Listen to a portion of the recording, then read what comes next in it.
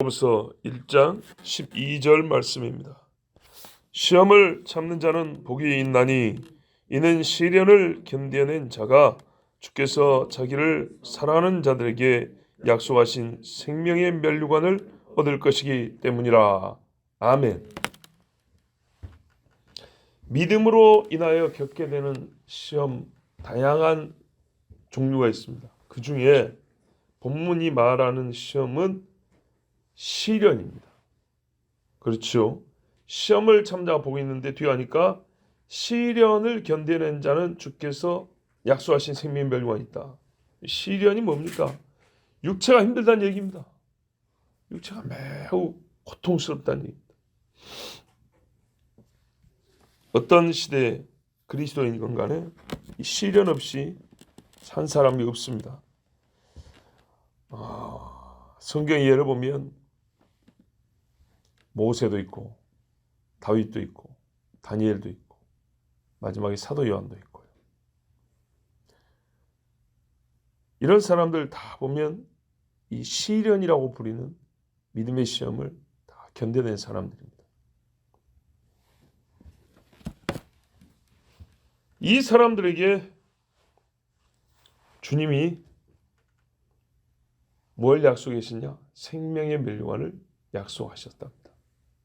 본문에는 또 뭐라 하냐면 자기를 사랑하는 자들에게 약속하신 생명의 멸류관이라고 그럽니다. 요한복음 14장 21절에 나의 계명을 지키는 자라야, 요 지키는 것 때문에 시련이 있거든요. 지키는 자라야 나를 사랑하는 자니. 사랑도 뭐예요? 증거가 있어야 된다는 말이에요. 믿음도 증거가 있는 거죠. 나를 사랑하는 자는 내 아버지께 사랑을 받을 것이요 나도 그를 사랑하여 그에게 나를 나타내리라. 이렇게 말씀했어요. 우리가 예수님을 사랑해야 주님도 우리를 사랑하시나요?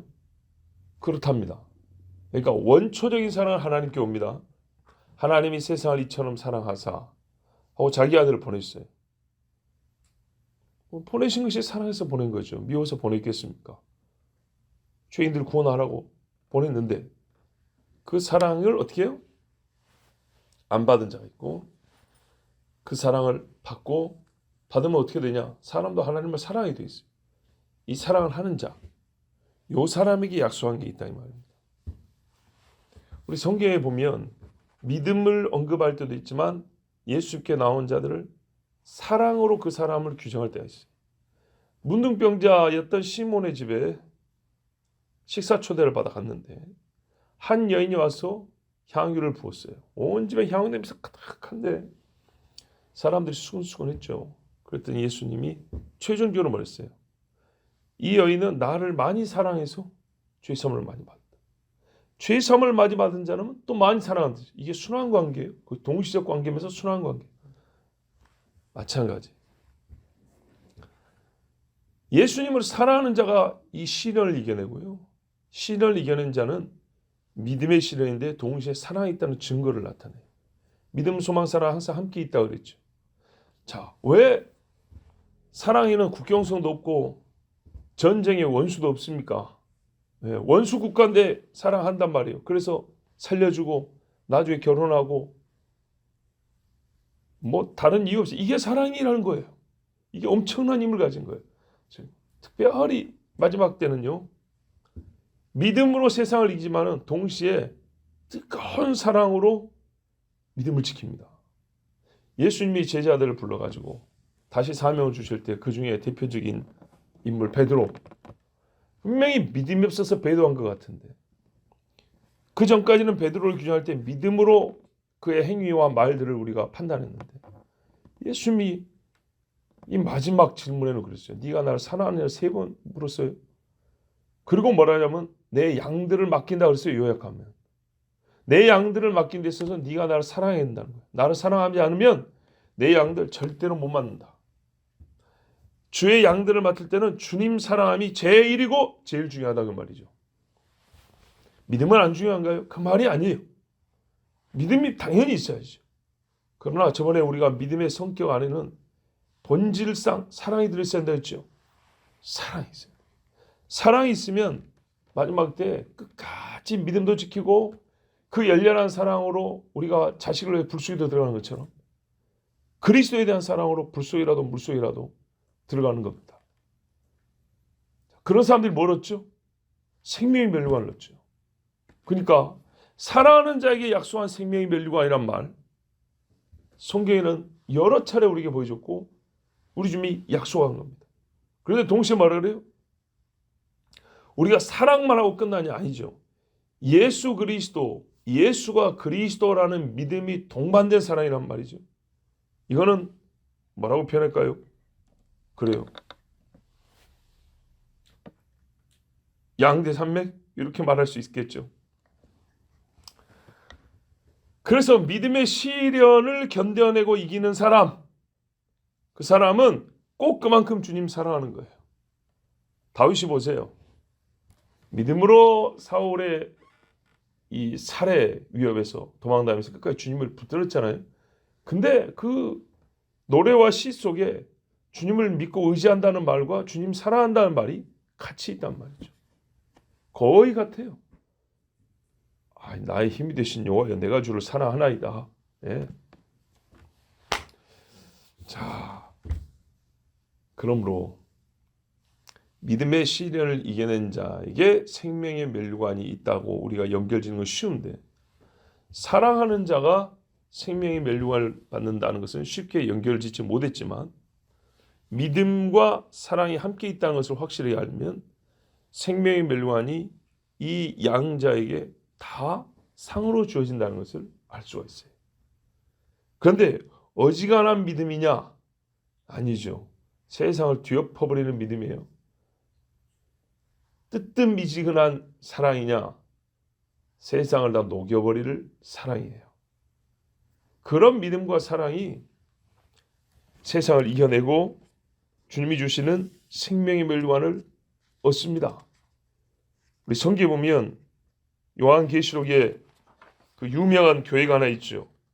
생명의 면류관을 약속받은 교회가 있는데 그 교회가 서머나 교회입니다. 요한계시록 2장 8절에서 11절 보면 서머나 교회 사장이 편지하라. 처음이며 마지막이요 죽었다가 살아나신 이가 이르시되, 자, 시련이 나옵니다. 내가 너의 환난과 궁핍을 알거니와. 이게 서머나 교회가 당한 어려움이에요. 실상은 네가 부요한 자니라.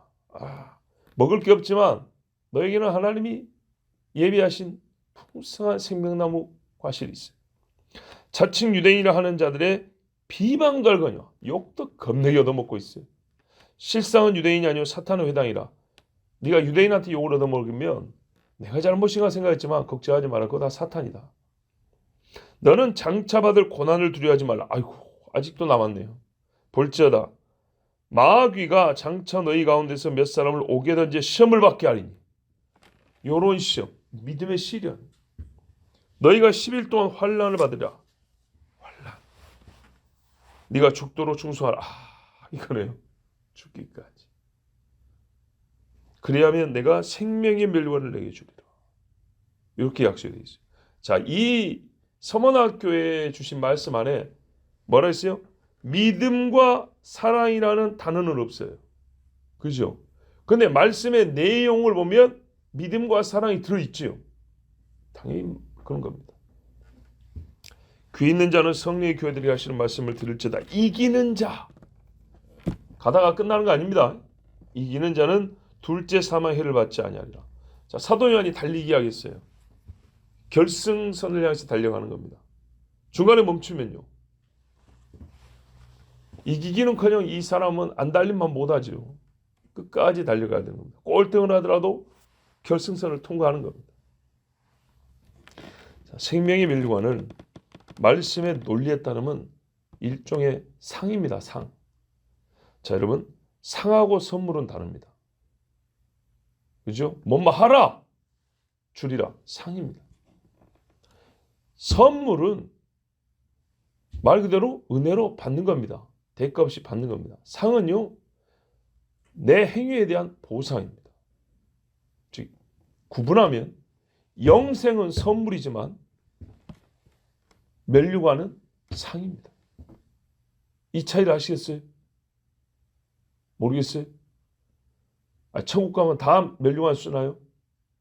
아니죠. 형제 이해가 돼요? 근데 얼른 안 받아들여지지. 그래, 나 다 알아요. 우리가 바로 매우 복음적이지만 경직된 복음주의거든요. 은혜라는 말이 나오면은 뒤에 붙은 말이 틀리건 맞건 상관없이 그냥 전부 다 아멘 아멘 이랬는데, 행위라는 말이 나오면 뒤에 말이 분명히 성경적인데도 불구하고 거부감을 몰고 얼른 이게 윤활유가 뿌려서 잘 굴러가지 않고 삐걱 부드럽게 곡선음한 게 아니라 각이 있어서 꺾고 이런 식으로 간다고요. 그게 바로 우리가 비성경적인 거예요. 반성경적인 또는 반만 세미 반 정도만 헬프 반 정도만 성경적인 거예요. 봐보세요. 우리는 예수 믿고 가만히 있다 죽는 게 아니라고요. 그죠? 가만히 있다 죽는 게 아니에요. 말 한마디 안 하고 생각도 안 하고 멈추고 얼음 땡 하고 수명이 닿아서 죽는 게 아니라고요. 계속 살아가요. 계속 살아가는데 그걸 하나님이 어떻게 해요? 기록하고 카운트한다고요. 왜요? 뭐 하려고? 이 사람들이 세마포를 벗으니 이는 성도들의 옳은 행실이로다. 아시겠어요? 그거를 간단하게 말해서 개념을 구분해 주는 겁니다. 영생은 선물이에요. 행위로부터 난 것이 아니니. 본질상 행위로부터 난 것이 아니에요. 그런데 우리가 분명히 성경 행위가 나와요. 그건 뭐냐? 믿음의 증거. 왜? 믿음을 갖고 우리가 산다는 말이죠. 사는 건 뭐예요? 사람이 움직여요. 움직이는 걸 행위라 그래. 그러니까 어떻게 해요? 믿음이 있어요. 믿음으로 내가 갖고 살아요. 술 먹던 사람이 술을 끊고 이방 여인을 찾아다니도 밤에 이걸 먹 저걸 먹 다니던 사람이 어떻게 해요? 믿음이 있으니까 거기는 아니냐고 딱 끊는다고요. 이 행위 하나님이 기록해야 돼 안 해야 돼? 모른 척 할까요? 아무 차이가 없는 거예요. 오히려 불의한 하나님이에요. 하나님 말해요. 나의 눈을 온 천하를 두루다니며 살핀다 그랬어요. 소돔과 고모라 왜 오셨어요? 니므롯이 바벨탑 쌓는 거 왜 보러 오셨어요? 이해가 됐어요? 다니엘이 사자굴에 들어갔어요. 사자굴에 들어간 다니엘하고 사자굴에 들어가면 죽을까봐 넙죽 우상에 절한 사람하고 같냐고요. 뭐 때문에 갈라지죠? 행위 때문에 갈라진 거예요. 행위 때문에. 그 행위가 뭘 나타내는데요? 믿음의 유무를 나타내는 거예요. 어떨 때는 믿음의 크기와 작음을 나타내는 거예요. 주여 우리가 죽게 되었나이다. 예수를 주님으로 부르는데 예수님 옆에 있는데 물에 빠져 죽겠다는 거예요. 믿음이 작은 자들아. 아시겠죠? 여기 보면 보세요. 둘째 사망의 해를 당하지 아니하리라. 두 번째 테스트가 있다는 거예요. 근데 이런 믿음의 테스트를 통한 사람은 하나님이 어떻게 해요? 너와 그렇지 못한 사람을 구별할 건데 너처럼 그렇게 환난을 이기는 사람은 두 번째 사망의 위험이 있는 그 테스트 너희는 당하지 않게 해준다는 거예요. 이게 상이에요, 상. 아무나 멸류관 쓰는 거 아니라고요. 누군가는 분명히 멸류관을 썼다 그랬어요. 근데 여기 있는 우리 자신 한번 스스로 한번 물어보세요. 내가 천국 가면 생명의 멸류관을 쓸 수 있나 하면 여러분 왜 자신 없다 그러죠? 뭐 때문에? 구원을 못 받았어요? 아니잖아요. 뭐 때문에 자신 없다 그래요? 지옥 가세요? 아니잖아요. 근데 왜 뭐 때문에 자신 없다 그래요? 온전하게 순종하지 못했고 생명의 멸류관에 약속된 표현을 하자면 그 규격봉투에 못 들어간 삶을 살았기 때문에 생명의 멸류관이 이름표가 붙은 그 의자에 합당한 삶을 못 살기 때문에 내가 생명의 구원은 받겠지만 생명의 멸류관까지는 못 받겠습니다. 이렇게 양심적으로 말하는 거 아니에요. 그죠? 그래서 개념적으로 구분하는 거예요. 영생은 선물이요. 멸류관은 상이라는 겁니다. 그런데 이제 오늘 본문 말씀 같이 한번 생각해 보자고요. 마지막 날에 적그리스도의 살해 위협 속에서도 매매를 금지당하면서도 짐승의 표 받지 않냐고 짐승의 머리 조아리지 않냐고 오히려 내 모가지를 잘라라고 죽은 사람이 있어요. 그때 영생을 지키고자 그 믿음을 지키고자 했던 사람은 어떻게 가요? 그 사람들은 실질적으로 구원을 받았다는 얘기, 곧 믿음을 지켰다는 얘기는 거의 뭐가 똑같은 말이에요? 이 사람들은 죽으면 생명의 멸관을 받겠구나라는 말과 같은 말이 되겠죠. 자, 이해가 되십니까? 왜? 그때 믿음이라는 것은 우리 평시에 교회 한번 들락날락하는 믿음이 아니고요. 예전에 초대교회 믿음처럼 예수 믿으면은 사형, 고문, 노역, 신분 강등, 재산 강탈 그런 것처럼 이 마지막 때에 예수를 믿는다는 것은, 이 믿음을 지킨다는 것은 배도가 아닌 이상, 그러니까는 믿음이라는 말과 거의 등치의 말이 뭐냐? 죽는다는 말하고 똑같은 얘기예요. 여러분 정말로 살면서 우리가 머릿속에 상상해라 실제로 몸이 겪어봐야 돼요. 두 끼 굶어보세요. 두 끼. 한 끼 만만하면 딱 두 끼 굶어보세요. 7년? 아니 3년 반? 극단적으로 줄여도 1년? 견딜 수 있을까? 이 도시 생활에서. 내가 농사도 못 지어요. 고기도 못 잡아요. 저기 이제 천배에 있는 잉어들 나만 날 것 같습니까? 비둘기들 금세 다 마르겠죠. 씨가 말라지겠죠. 얼마나 갈까요? 이스라엘 백성이요, 우양을 떼를 몰고 출애굽을 했어요. 그런데 뭐라는 줄 알아요? 이건 며칠 가겠습니까? 그랬어요. 배고파서 잡아먹기 시작하면 이거 며칠 가겠냐고 그랬어요. 새끼를 낳는데도 불구하고. 그래요. 우리가 집에 지금 쌀이 있고 냉장고에 뭐가 있고 통조림도 사놓고 그랬죠. 실제 우리가 계산 안 해봐서 그렇지 아무리 적게 먹어도 사람이 1년에 얼마나 먹어든지 아십니까? 엄청나게 먹습니다. 그걸 몇 년을 버틸까요? 문제는 그걸 가만두나요? 뺏어가고 태워버리고 나를 먹을 것이 없는 곳으로 내 몸을 옮겨버리고 움직이지 못하게 하고 그러면은 살 수 있을까요? 그래서 마지막 때는 믿음이 이꼴 생명의 멸류관으로 연결된다 그 말이죠. 즉 구원받은 자는 생명의 멸류관으로 바로 같은 말이라고 생각할 정도의 시련이 우리 눈앞에 온다 이 말입니다. 지금의 우리의 평시 이 고요할 때하고는 달리 지금은 구원은 받지만은 정말 겨우겨우 우리 인간적 표현으로요 턱걸이 구원도 있겠고 어떤 사람은 정말 이 사람은 환란에 내던져도 살겠다는 사람이 있을 거고 그렇지만 마지막 때는요 표현을 쉽게 하면 믿음의 문턱 자체가 높아요. 항상 믿음의 표를 나타내야 되는 거예요. 항상 믿음의 표를. 우리 코로나 때만 해도 생각해 보세요. 항상 믿음의 표를. 교회 한번 나오는 것도요 얼마나 어려웠습니까? 교회에 나가는 것 자체가 두렵고 사람들이 죄인 취급을 했어요. 그보다 더 어려운 시대예요. 그러면은 교회를 간다는 게 무슨 말이겠어요? 6.25 전시에 공산군에 점령된 지역에서는요. 교회 가는 날 목숨 걸고 가는 거라니까요. 다 피난 갔어요. 피난 갔다는 건 잘못했다는 얘기가 아니죠. 근데 남아있는 분들 중에 예배 드려야 되겠다고 숨어서 예배 드릴 수도 있는데 또 어떤 분은 교회를 꼭 갔어요. 그래서 가다가 걸렸어요. 또 이 동네 예수인들 다 끌어내 이래가지고 죽었어요. 엄청나게 죽었어요. 그런 상황에서 예수를 믿는다고 나는 믿습니다 라고 한 사람은 믿음의 표이면서 이렇게 믿음을 나타내는 죽은 사람 배도하지 않는 그 사람은 믿음이 꼴 생명의 멸류관으로 연결되는 그런 상황과 조건이라는 얘기입니다. 그러니까는 일반적인 구분으로는 영생은 선물이고 멸류관은 상인데 상황이 아주 어려운 상황이 되면 실제로 영생 얻은 자의 표가 곧 믿음의 시련을 겪고 이겼다라는 표가 되기 때문에 이 사람은 생명의 멸류관을 받는 사람이라 우리가 그렇게 여길 수 있다 이 말입니다. 이해가 되시죠? 자, 다시 한번 똑같은 말이면 정리를 할게요. 상은 선물과 달리 행위에 대한 보상입니다. 그래서 하나님께 감사하다는 거예요.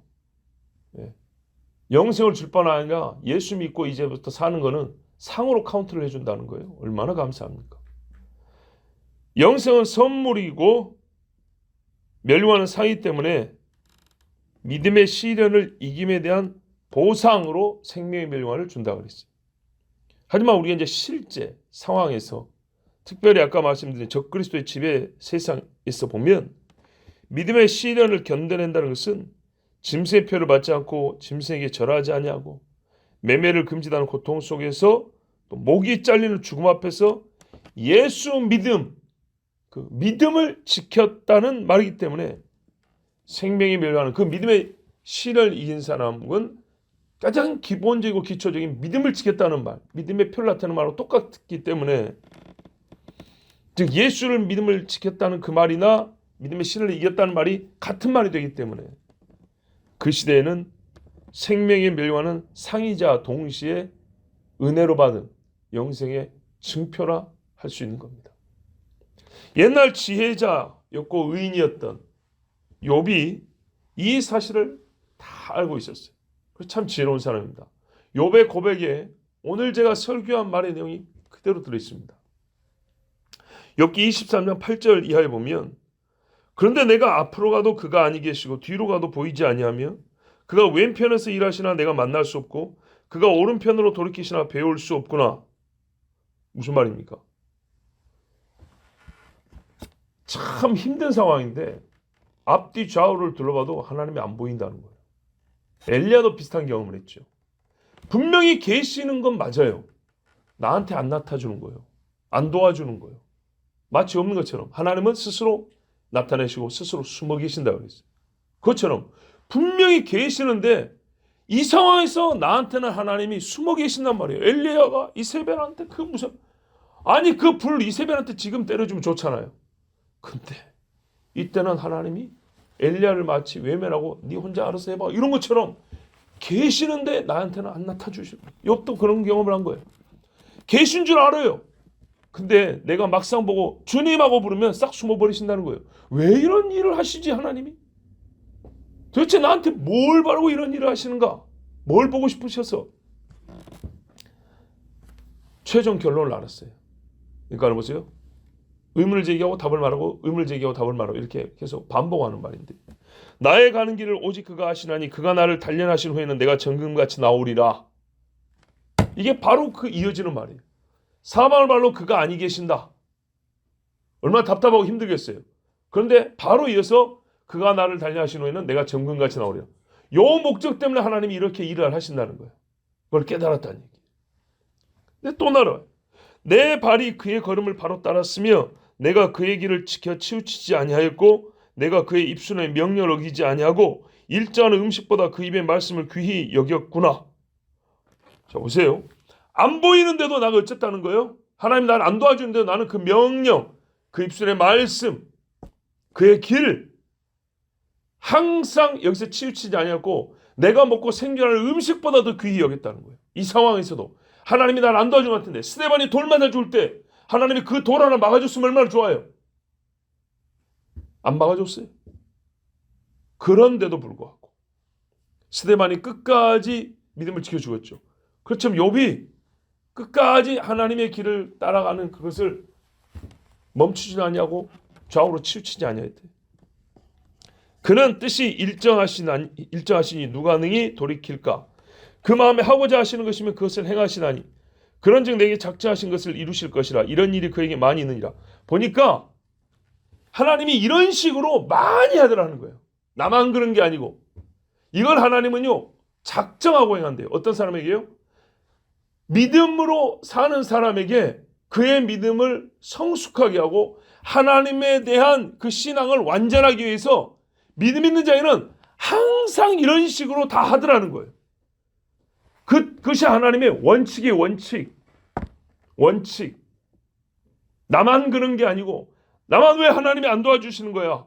그게 아니라 자기만 보이니까 그러지 나중에 들어보니까 믿음의 사람이라는 사람들은 다 이런 경험들을 다 한 번씩 했더라는 거예요. 한 번이 아니라 여러 번 하는 사람도 있는 거예요.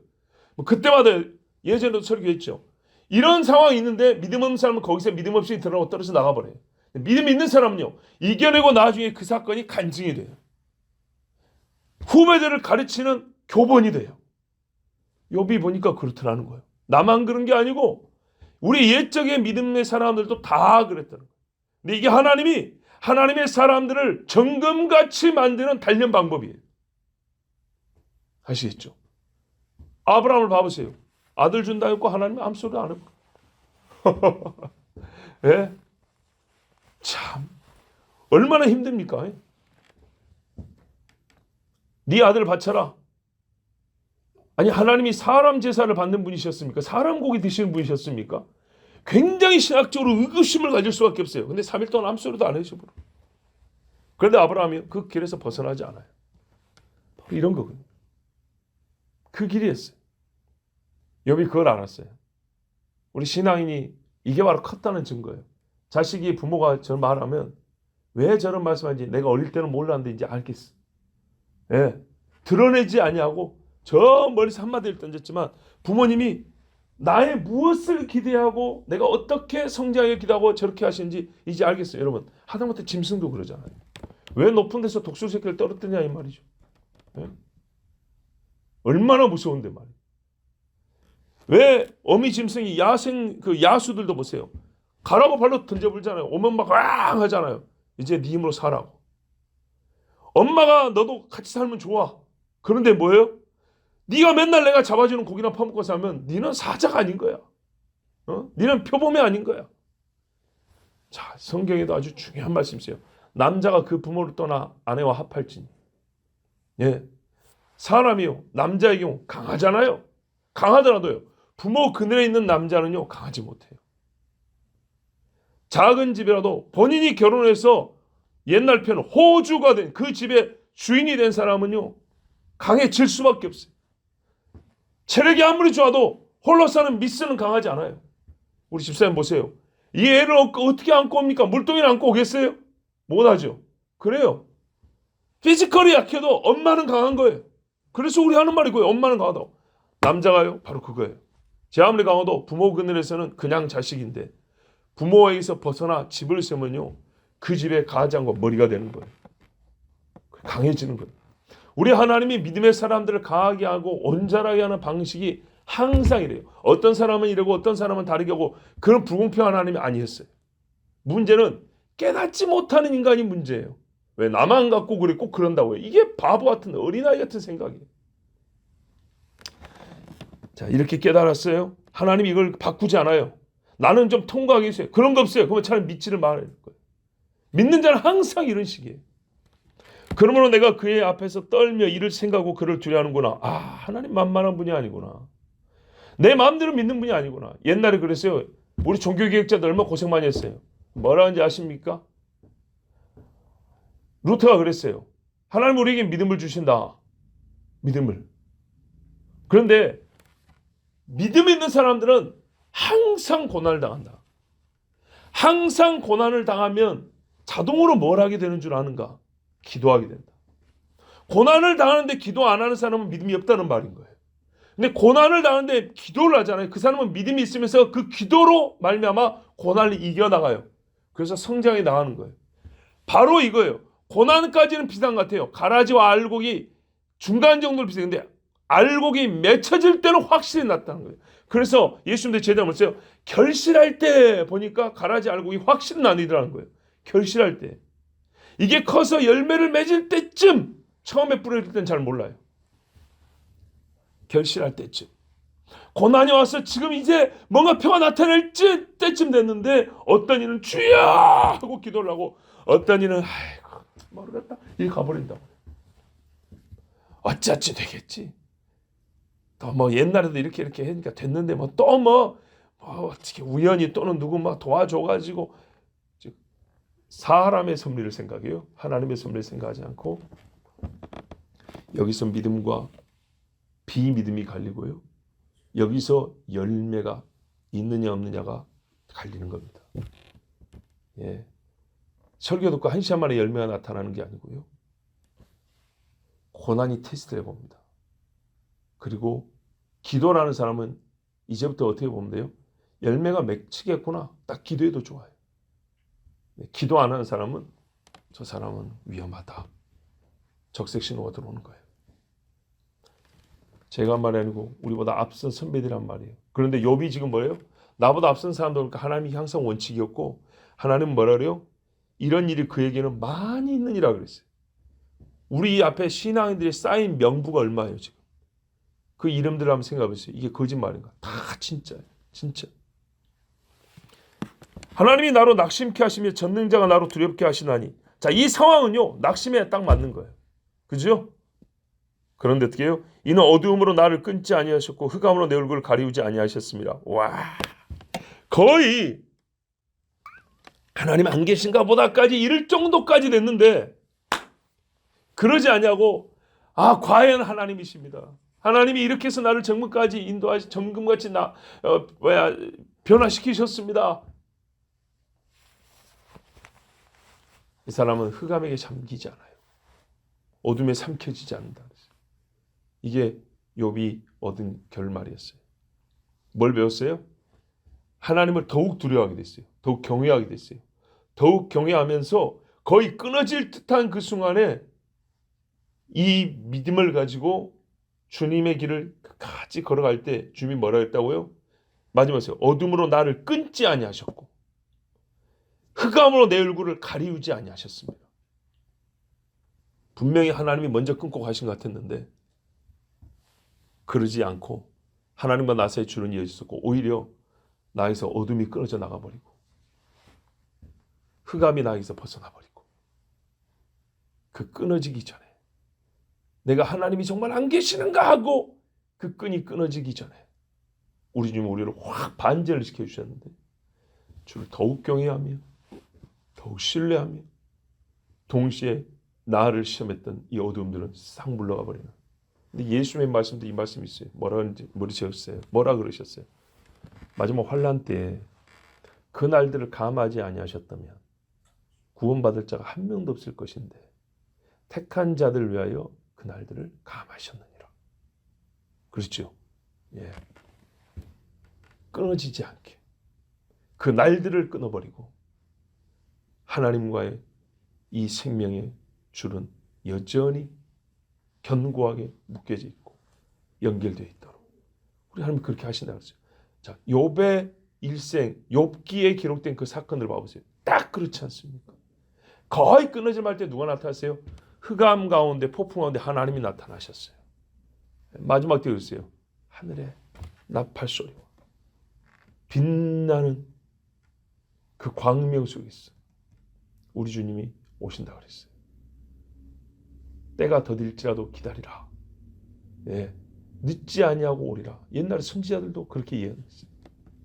그러므로 여러분 주 예수 그리스도를 믿는 사람이라면 신앙 때문에 사방으로 우겨쌈을 당해왔고 앞으로도 당할 겁니다. 사방에 그때는 꼭 주님이 안 계시는 것 같고 사람들이 하는 말이 이 정도 됐으면 너희 주님이 좀 구해줘야 되는 거 아니냐? 나 진짜 평생 속은 거다. 혹 넘어갈 듯. 그럴 때 우리가 오늘 말씀 들었기 때문에 무슨 생각을 해야 되죠? 어떻게 여겨야 하죠? 너희가 시험을 할 때 기쁨으로 여기라고 했죠. 바로 이것이 내 믿음의 시험대구나. 그 옛날 선배들도 그랬다 했잖아요. 야, 내가 예수 때문에 이런 고난도 이겨내네. 내가 믿음이 있었구나. 그래서 기뻐했다 그랬어요. 참 쉬운 이야기는 아닙니다. 정말로 어려운 이야기입니다. 그렇지만 바로 그때 그로와 같은 때를 우리 앞선 선배들은 분명히 이겨냈어요. 깨닫고 기도하며 이겨냈어요. 이내는 연다는 소망을 낳는다. 그 소망이 늦지 아니하여 우리에게 실제로 나타납니다. 마지막까지 예수 그리스도 그분을 믿고 사랑하며 소망 되신 주님의 날을 기다리겠습니다. 기도하겠습니다. 하나님 감사합니다. 오늘도 귀한 자들 사랑하셔서 정말로 사랑하는 자들에게 정말로 이 땅에서 그래도 예수 믿고 살아보려고 내 믿음이 작아서 부끄러워할 줄도 알고 주님 때문에 감격하여 울 줄도 알고 정말 조금씩 주의 말씀 하나씩 더 들어가면서 믿음을 벽돌 한 장 쌓듯이 아니 모래 알갱이 하나씩 쌓듯이 그렇게 쌓으려 하는 우리입니다. 아버지 아직도 작습니다. 별로 볼 것이 없는 믿음입니다. 그러나 주여 우리가 믿음의 길에서 떠나지는 않습니다. 주의 길을 뒤로 돌아가지는 않습니다. 반드시 이 길을 끝까지 경주하고자 하오니 좀 도와주시옵소서. 뜨거운 사랑, 견고한 믿음 주시고 밝은 소망 주셔서 마지막까지 주님 오실 때까지 주여 생명의 멸류관을 얻는 이 길을 완주하게 하여 주시옵소서. 우리 주 예수 그리스도의 이름으로 기도하옵나이다. 아멘.